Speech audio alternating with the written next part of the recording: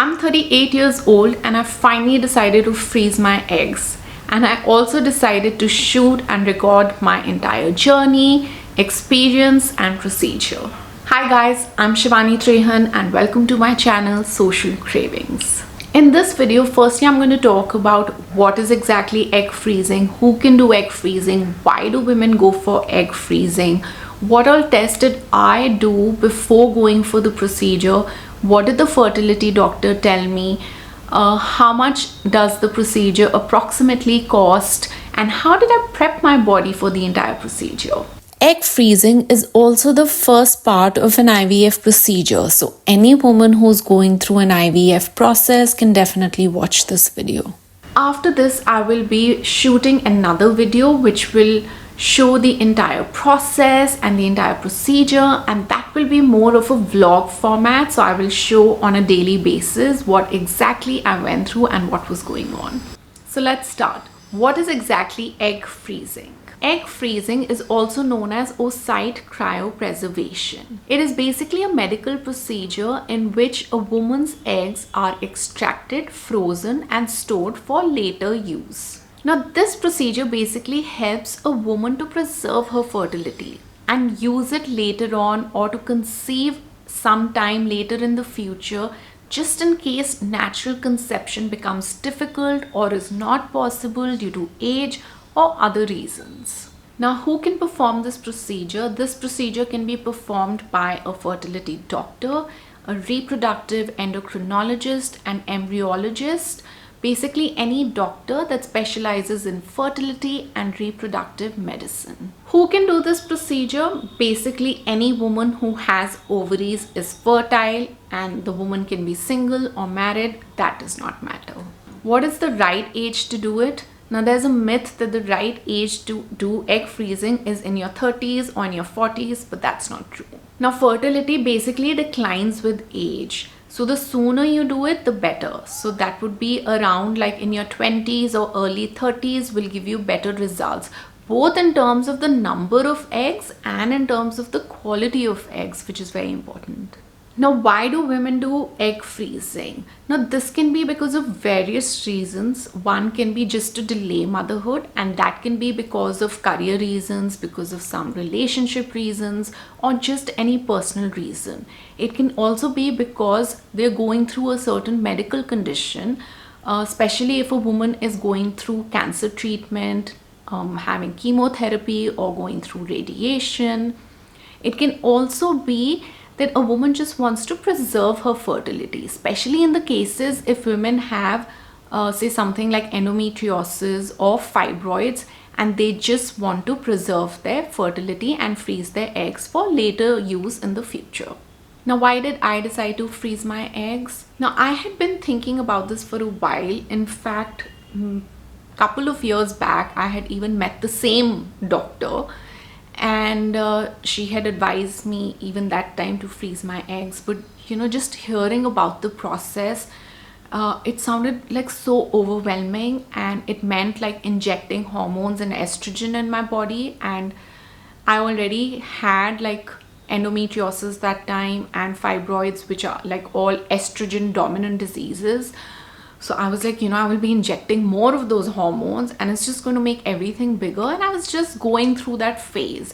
So I didn't take any action at that time. Plus, personally also, I didn't know any girl that I could talk to, any reference point, who could just put me at ease and comfort about the whole process. So yes, today, I'm 38 years old and I met with the same doctor again, and she advised me that it's important that I do it, one, to preserve fertility, and also because of relationship reasons, considering I'm a single woman and I don't know what the future holds for me. So I just wanted to do this. And this time, what I did? Now, I'm a very open person and not hesitant to ask for help at all.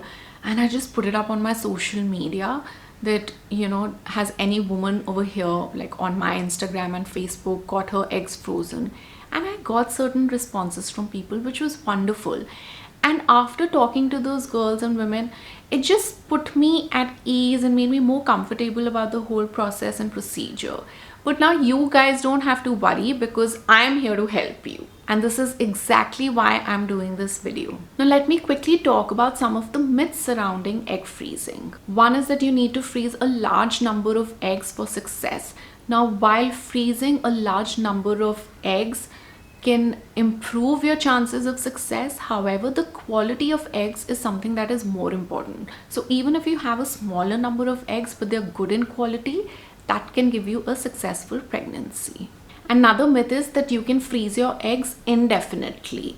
Now, the success of the eggs depends on how they were frozen, how they are thawed.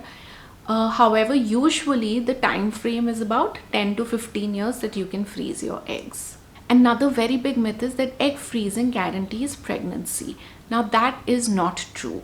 Egg freezing gives an opportunity to preserve fertility but does not guarantee pregnancy. Success depends on number of factors like how many eggs were frozen, what is the quality of eggs, what is your current age, what is your overall reproductive health, and a lot of other factors. Another very big myth is that it is a painless and a very quick procedure. Now that is not true at all. The process involves hormonal injections for several days, almost 10 to 14 days. It involves several rounds of ultrasounds. It also involves a final process procedure known as egg retrieval or egg pickup that happens around the 12th to the 14th day approximately. And this whole process and procedure can be very emotionally and physically demanding. And the final egg pickup or the egg retrieval is actually done under general anesthesia. So you are under sedation while that procedure happens. And the recovery can also take a month or two, finally for your body to heal. Now there are 4 tests which you can get done even before you meet the fertility doctor. And those are E2, which is your estrogen level, your FSH, LH and AMH. Now, AMH is a very good indicator of your fertility levels, and this is why this test is very important for the doctor to see. Now, all these 4 tests you are supposed to get done. These are the hormonal tests. So you need to get these done on the 2nd, 3rd or 4th day of your period cycle. I did the same and then I had my first appointment with the fertility doctor. My doctor is Dr. Sunita Arora. She's an IVF fertility specialist and she sits in Fortis La Femme in New Delhi. Now, in the first appointment with the doctor, she first heard about my history with endometriosis. I also currently have fibroids. She saw my ultrasound report that I had already got done before. Now, history of endometriosis, I'm saying because I used to have 2 very big cysts on both my ovaries, which are not there anymore thanks to natural remedies. If you want to consult me or talk to me about that, you can message me on my Instagram page, which I will link down in the description box. In this meeting, the doctor obviously saw my test reports. She was happy with my AMH levels, which was good news. Now, considering my age, my AMH levels were pretty decent, which was very good news for me. But because of my history with endo and current situation of fibroids, she told me it's important that I get this procedure done to preserve my fertility, and also these factors can affect the quality of eggs. So she mentioned that we need at least 12 to 15 eggs to be on the safe side. However, if we only manage to get 5 to 6 eggs in this round, then we will have to do the egg freezing process again. I mean, I personally told the doctor that I would not want to do it again. Obviously, like no one would want to go through the whole procedure again and again. So to get the max just in this one go. So I'm really praying that I get a good number of eggs in just one shot. In this meeting, the doctor also prescribed me a whole bunch of other tests which I had to get done before she could commit that yes, we are okay to go ahead for the procedure. So I scheduled my tests. The first round of tests costed me rupees 4,300 and the second round of testing costed me approximately rupees 13,000. And I will just share with you the list of tests that I got done. So all the tests that have been tick marked on this sheet, those were the ones that I had to get done, and some of them have also been mentioned down below. They were part of my doctor's prescription, so I just wrote them down here to put it all together. These are also the same tests that you would need to get done if you were going for an IVF procedure. After I got all my tests done, I met with the doctor again. She went through all my reports. Now my prolactin levels were very high, which is basically a stress hormone. Then she also observed that my hemoglobin levels were very, very low. Now to take care of all of these things and to additionally enhance my fertility and to get better quality eggs, she prescribed me some supplements. She told me that I had to take these supplements for a month and then I could get the procedure done. Now the procedure has to start from the second day of your period cycle. However, I decided and thought that I would like to prep my body a little more. So I decided to give myself 2 months of time and then go ahead with the procedure. For my iron and hemoglobin levels, she also gave me the supplements but also mentioned that I may have to get 1 round of iron infusion done before the procedure. Now here is the list of the supplements that were prescribed to me and that I was consuming. Apart from this, I continued with my exercises. I was already going for swimming, so I continued with that, and I was also eating very healthy. And no inflammatory foods, no fried food, no processed food, no processed meats, no sugar, dairy, gluten, none of it, no outside food, no alcohol, no smoking, none of it.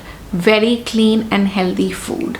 Apart from taking all the iron supplements, I did go for that 1 round of iron infusion, which costed me around 12 to 13,000 rupees. Now, one of the most important parts of this video, the financial aspect of this whole process and procedure. What I will do is I will share the page which the hospital had shared with me, in which they had mentioned the entire breakup and approximately how much the entire process and procedure will cost me. Now, if you are someone who's living in India, your general health insurance may or may not cover this, so that is something that you will have to check with your health insurance company. I believe that now a lot of well-reputed and big companies are actually making this part of their health insurance plans and are covering this for women, which is wonderful. So if you're someone who's working for a big reputed company, you may want to check what the policy says about egg freezing. This is actually known as social egg freezing. But if not, yes, this entire plan and procedure is quite expensive, and let me share the breakup with you. So this is the expense sheet that the hospital shared with me. Now you can see that everything is quite clearly mentioned. This is the approximate cost for the procedure, and it mentions all the inclusions and exclusions. The exclusions are basically your medicines and your injections. And then this is the package option for the freezing part. So 50,000 is the annual cost, but if you want to freeze for 5 years, it's for 1,50,000. And below mentioned are the packages for consultation and the ultrasounds, which I think is very important to take because you have to go multiple number of times.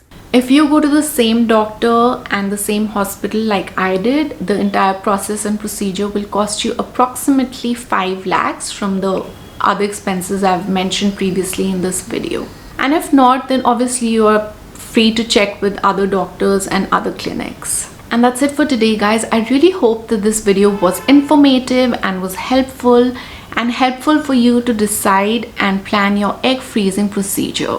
If you have any questions or any doubts at all, please feel free to either comment here or to DM me on Instagram, and I will answer to you in the best way possible.